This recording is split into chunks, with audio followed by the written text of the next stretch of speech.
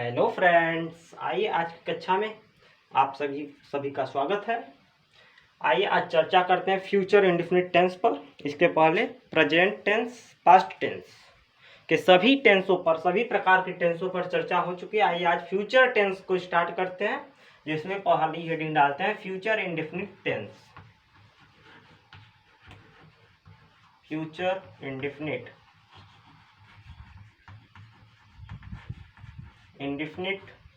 Tense. ठीक, इस tense की पहचान होती है। पहले फ्यूचर टेंस का हम एक आध दो एग्जांपल बोलते हैं, फिर उसके बाद indefinite, continuous, perfect, perfect continuous पर विधिवत चर्चा होगी। फ्यूचर टेंस, इस टेंस के अंत में गा गी गे शब्द आते हैं। जैसे प्रेजेंट टेंस में है शब्द था, है, हूँ, हो, और पास्ट टेंस में था, थी, थे। हर टेंस में जैसे फ्यूचर इंडेफिनिट में यहाँ पे क्या होगा, पहचान लिख लेते हैं। आप भी नोट करते चलिएगा।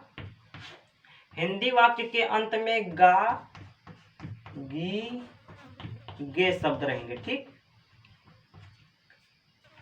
हिंदी वाक्य के अंत में गा गी गे में से कोई ना कोई एक अवश्य रहेगा। और बनाने के नियम को समझते हैं। बनाने के नियम,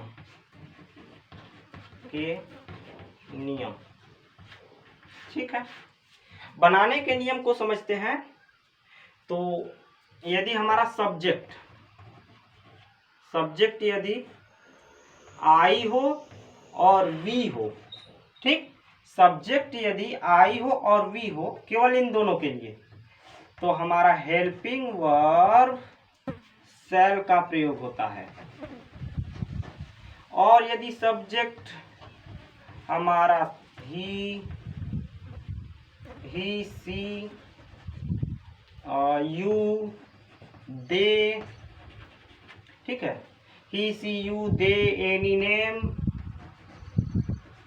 नेम, प्लूरल नंबर हो जैसे गर्ल्स, बॉयज, तो वहां पर हमारा हेल्पिंग वर्ब विल का प्रयोग होता है। ठीक, यदि सब्जेक्ट हमारा आई या वी हो तो वहां पे हेल्पिंग वर्ब शैल, और वी इसके अलावा सब्जेक्ट हमारा he, she, you, they, any name, boys, girls, children, teachers, इस तरह के हो यदि हमारा सब्जेक्ट, तो वहां पे हेल्पिंग वर्ब विल का प्रयोग होगा।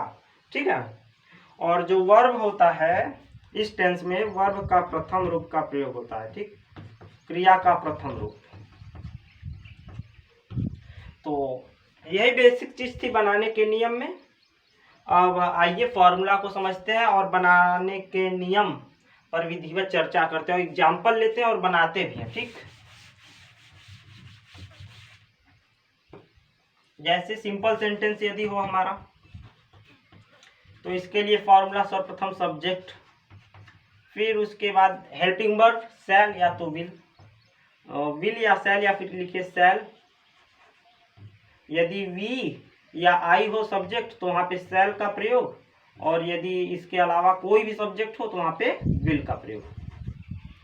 फिर इसके बाद वर्ब का प्रथम रूप, फिर ऑब्जेक्ट, फिर अदर, अंत में फुल स्टॉप। ठीक, ये हो गया सिंपल सेंटेंस के लिए फॉर्मूला। अब यदि सिंपल सेंटेंस निगेटिव हो तो निगेटिव के लिए फॉर्मूला सब्जेक्ट, फिर उसके बाद शैल या नॉट, अरे शैल या विल, हेल्पिंग वर्ब पहले, फिर उसके बाद नॉट, यहाँ पे नॉट रहेगा। शैल या विल, फिर नॉट का प्रयोग करेंगे। नॉट किसके लिए? क्योंकि वाक्य के बीच में नहीं शब्द का प्रयोग हुआ रहेगा, नहीं शब्द के लिए नॉट का प्रयोग। फिर उसके बाद वर्ब का प्रथम रूप, फिर ऑब्जेक्ट, फिर अदर, अंत में फुल स्टॉप। और यदि हमारा इंट्रोगेटिव सेंटेंस हो, इंट्रोगेटिव सेंटेंस दो प्रकार के होते हैं, एक हेल्पिंग वर्ब, एक क्वेश्चन वर्ब। तो हेल्पिंग वर्ब से प्रारंभ हो यदि इंट्रोगेटिव, तो उसके लिए फॉर्मूला होता है सर्वप्रथम हेल्पिंग वर्ब है, अर्थात शैल या विल, फिर उसके बाद सब्जेक्ट, फिर उसके बाद वर्ब का प्रथम रूप, फिर ऑब्जेक्ट, फिर अदर, अंत में यहाँ पे क्वेश्चन मार्क का जरूर प्रयोग करेंगे। ठीक, ये हो गया हमारा हेल्पिंग वर्ब से प्रारंभ इंट्रोगेटिव सेंटेंस, या फिर कहिए simple interrogative sentence, single interrogative sentence, single interrogative sentence. अब ये सिंगल इंट्रोगेटिव हो गया। अब डबल इंट्रोगेटिव या फिर कहिए क्वेश्चन वर्ड से प्रारंभ इंट्रोगेटिव सेंटेंस। क्वेश्चन वर्ड वाक्य के बीच में, हिंदी वाक्य के बीच में क्वेश्चन वर्ड शब्द दिए रहते हैं, ठीक है। जैसे क्या, क्यों, कैसे शब्द वाक्य के बीच में रहेंगे। अब इसके बाद हेल्पिंग वर्ब शैल या तो विल लिखेंगे। यदि हमारा सब्जेक्ट आई या वी हो तो उसके लिए शैल, अन्यथा विल का प्रयोग करेंगे। फिर उसके बाद सब्जेक्ट का प्रयोग करेंगे, सब्जेक्ट, ठीक। फिर इसके बाद वर्ब का प्रथम रूप, फिर ऑब्जेक्ट, फिर अदर, फिर अंत में क्वेश्चन मार्क। ये हो गया क्वेश्चन वर्ड से प्रारंभ इंट्रोगेटिव सेंटेंस, ठीक। आइए एक ही एग्जाम्पल को लेते हैं और इन चारों में बदल कर बताते हैं, इन चारों में कन्वर्ट कर कर बताते हैं, ठीक है। केवल एक एग्जाम्पल लेंगे, इन चारों में बदलेंगे, फिर उसके बाद आप लोग को होमवर्क भी देंगे आज, ठीक है। तो एग्जाम्पल लेते हैं, शीला गाना गाएगी। शीला गाना गाएगी, ठीक। ये हो गया हमारा simple sentence, affirmative sentence, simple. इसके लिए सर्वप्रथम सब्जेक्ट लिखेंगे, सब्जेक्ट शीला, SHEELA, शीला। फिर अब शैल या विल, शैल का प्रयोग कहाँ करते हैं? यदि सब्जेक्ट आई या वी हो, लेकिन यहाँ पे सब्जेक्ट क्या है? शीला, आई या वी के अलावा है, ठीक। तो यहाँ पे क्या प्रयोग होगा? विल का, सहायक क्रिया विल का प्रयोग करेंगे, शीला विल। फिर अब लिखेंगे वर्ब का फर्स्ट फॉर्म, गाना गाएगी, सिंग और सांग। यदि इसी को निगेटिव बनाएंगे तो वाक्य क्या हो जाएगा? शीला गाना नहीं गाएगी। तो अब बनाते हैं निगेटिव इसको, SHEELA, शीला सब्जेक्ट हो गया। अब लिखेंगे विल, फिर नॉट, शीला विल।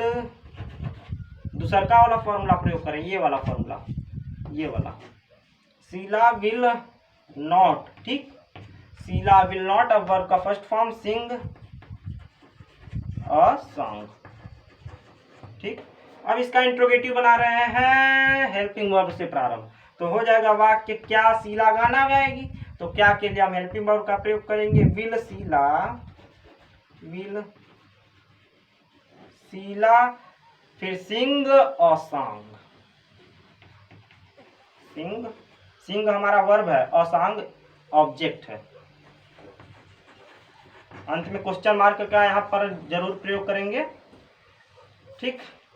अब इसको क्वेश्चन वर्ड से प्रारंभ इंट्रोगेटिव बनाते हैं। तो क्या हो जाएगा? शीला गाना क्यों गाएगी, या शीला गाना कब गाएगी, या शीला गाना किधर गाएगी। ये हो गया इंट्रोगेटिव। किस तरह का? Double interrogative. इसको हम डबल इंट्रोगेटिव के नाम से भी जानते हैं।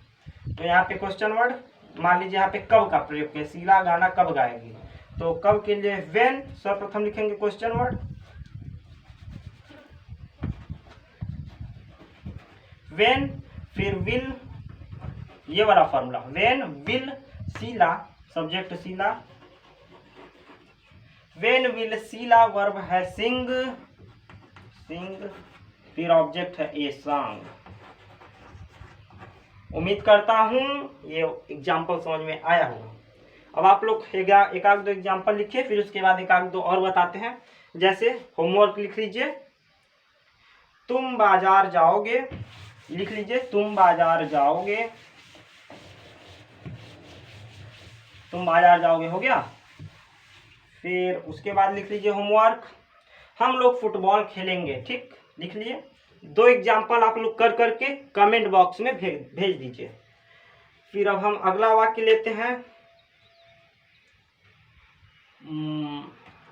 हम वाराणसी कब जाएंगे, हम वाराणसी कब जाएंगे, ठीक। ये प्रश्नवाचक वाक्य अर्थात क्वेश्चन वर्ड शब्द है, इसलिए क्वेश्चन मार्क का प्रयोग। अगला है, तुम नदी में नहीं जाओगे,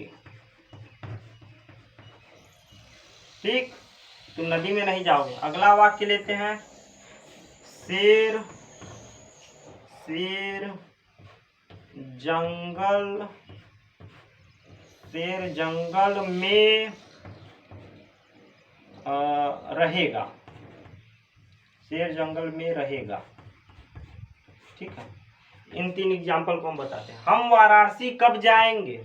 तो यहाँ पे देखिए कब शब्द आया, अर्थात क्वेश्चन वर्ड वाला वाक्य है ये। तो हम डबल इंट्रोगेटिव सेंटेंस का जो फॉर्मूला बताएं उस फॉर्मूला को इस सेंटेंस में लगाएंगे।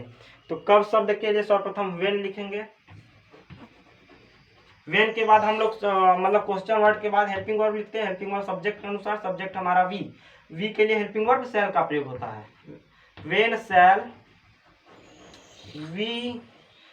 शैल वी गो, मतलब जाएंगे, जाना का मीनिंग होता है go to Varanasi. To object हो गया वाराणसी,